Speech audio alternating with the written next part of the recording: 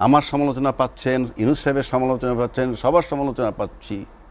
এক দলের কর্মী আরেক দলের নেতার সমালোচনা পায়, কিন্তু নিজ দলের নেতার কোনো সমালোচনা পায় না।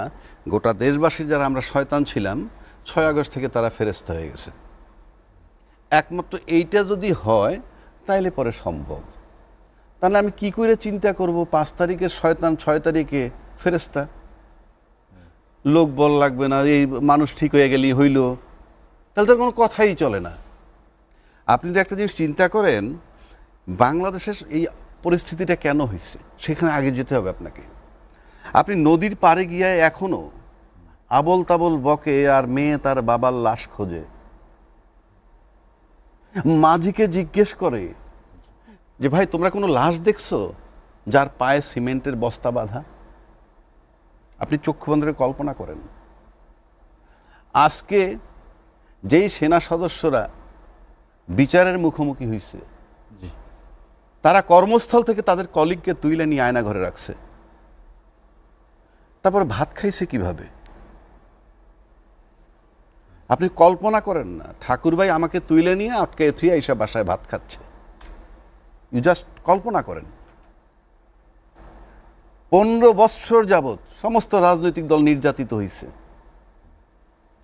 মাঠে দাঁড়াইতে পারে নাই, জঙ্গিবাদের তকমা দেওয়া হয়েছে, বেমালুম ভুলে গেছে, সব ফেরস্ত হয়ে গেছেন। 1400 হত্যা হয়েছে, অঙ্গহানি হয়েছে হাজার হাজার লোকের।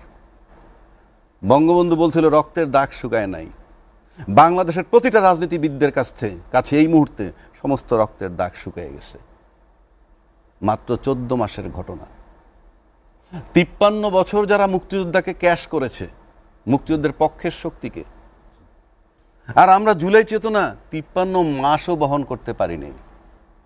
14 মাসে এটার জবনিকাপাত। বাংলাদেশে ইউনূস সাহেবের মতো অথর্ব কোনো লোক আসে নাই, যিনি উপদেষ্টা প্রধান উপদেষ্টা না হইলেও যার বাড়ির ভিতরে বাংলাদেশের বহু লোক ঢোকার ক্ষমতা ছিল না, তারাও তার তীব্র নিন্দা করে, তীব্র সমালোচনা করে। ভালো কথা, সমালোচনা করবেন। আমি ব্যক্তিগতভাবে চ্যালেঞ্জ করি, বাংলাদেশের এমন কেউ বলতে পারবে না যে ভুলের ঊর্ধ্বে কিংবা সমালোচনার ঊর্ধ্বে কোনো মানুষ আছে।